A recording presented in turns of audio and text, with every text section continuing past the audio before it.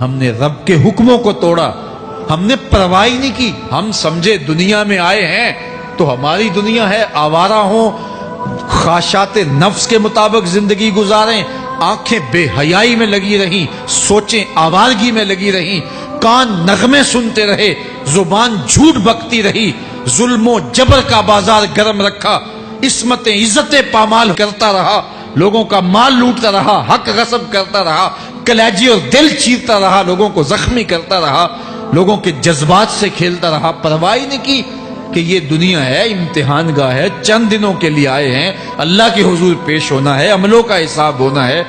اب جب وہ دیکھیں گے کہ ہمارے ساتھ کیا ہونے والا ہے تو ان کے چہرے پہلے بگڑ جائیں گے۔ کیوں؟ وہ گمان کریں گے کہ ان کی ریڑھ کی ہڈی توڑ دی جائے گی، ایسے عذاب آئیں گے جس طرح کسی کی ریڑھ کی ہڈی ٹوٹ جائے تو اس کا چہرہ شگفتہ گلاب تو نہیں ہوتا، اس کا چہرہ جو ہے وہ تو کس قدر مرجھایا ہوا ہوتا ہے۔ تو اللہ ارشاد فرماتا ہے اس طرح ان کے چہرے ہوں گے۔ ابھی عذاب آیا نہیں ہے لیکن چہرے پہلے اترے ہوئے ہوں گے، اور جب عذاب کی بھٹی میں ڈالے جائیں گے، اللہ اکبر، اور وہ سخت عذاب، حضور نے جبریل امین سے پوچھا مجھے جہنم کے عذابوں کا ذکر سناؤ۔ عرض کی حضور سب سے ہلکے عذاب کی کہانی سناتا ہوں، اور وہ یہ کہ جہنمی کے پاؤں میں آگ کا جوتا رکھا جائے گا، باقی پورا بدن اس کا سلامت ہوگا۔ یہ سب سے ہلکے عذاب کی کیفیت ہے۔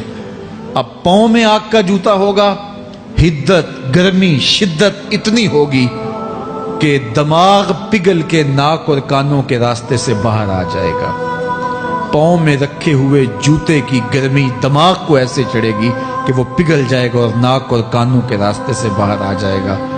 تو اللہ کے عذاب کے خوف سے چہرے بگڑ جائیں گے، حالت سلامت نہیں رہے گی۔ یہ بات ذہن میں رکھیں کہ اللہ جس کو جہنم میں ڈالے گا اس کو اس صورت میں نہیں ڈالے گا، یہ محمدی صورت ہے، یہ شکل اس کی چھین لی جائے گی اور اس کی شکل بڑی کر دی جائے گی۔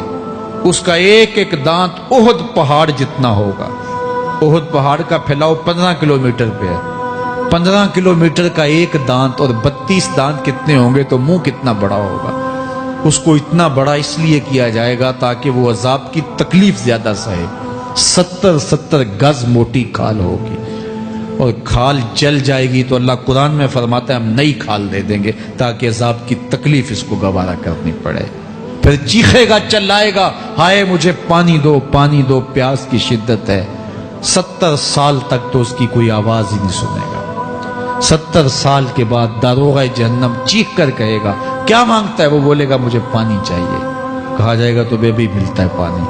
پھر داروغہ جہنم اسے پانی دے گا، کوکا کولا کی بوتل دے گا یا پیپسی تھما دے گا یا منرل واٹر کی بوتل دے گا؟ نہیں، قرآن بتاتا ہے اسے مائے حمیم دیا جائے گا، کھولتا ہوا پانی، اور وہ اتنا گرم ہوگا جب پینے کے لیے چہرے کے قریب کرے گا اس سے اٹھتی ہوئی بھاپ کی وجہ سے چہرے کی کھال ادڑ کے اس کے اندر گر پڑے گی، لیکن اس کے باوجود اس کو پینا پڑے گا۔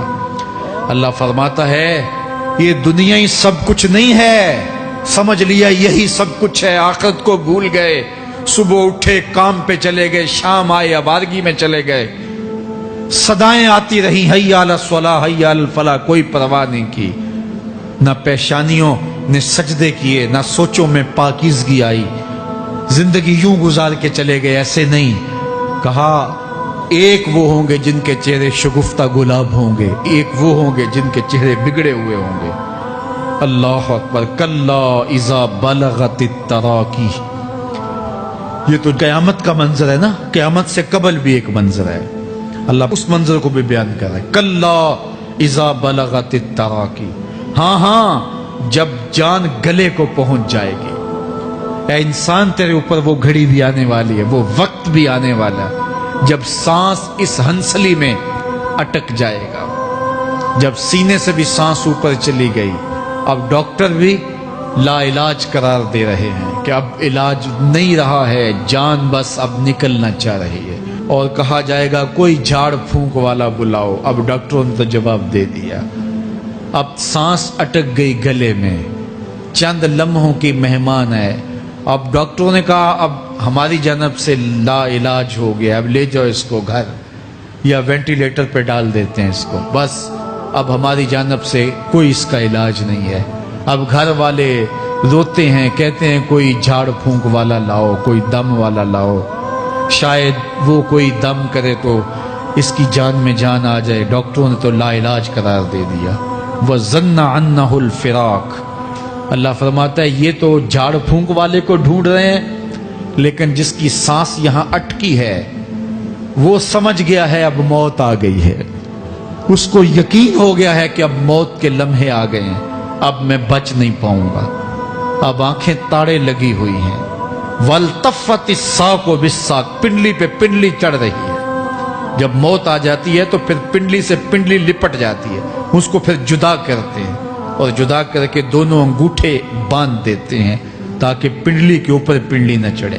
اللہ وہ منظر بیان کرتا ہے, صاحب یہ وقت آنے والا ہے جب دونوں انگوٹھے باندھ دیے جائیں گے, جب ناک میں روئی ٹھونس دی جائے گی, جب چٹے لباس میں کفن دیا جائے گا, جب غسال کے سامنے بے بس پڑے ہوں گے, وہ چاہے یہ بازو اٹھائے چاہے یہ بازو اٹھائے, گرم پانی ڈالے یا سرد پانی ڈالے, جب بس پڑے ہوئے ہوں گے جو ہے وہ غسل دینے والوں کے, اور ناک میں روئی ہوگی اور دونوں انگوٹھے آپس میں بندھے ہوں گے. یہ محل, یہ ماڑی, یہ کوٹھیاں, یہ بنگلے جس کو سویر شام لگ کے حلال حرام کی تمیز کیے بغیر بنایا تھا, غوث اعظم رضی اللہ تعالیٰ عنہ بولے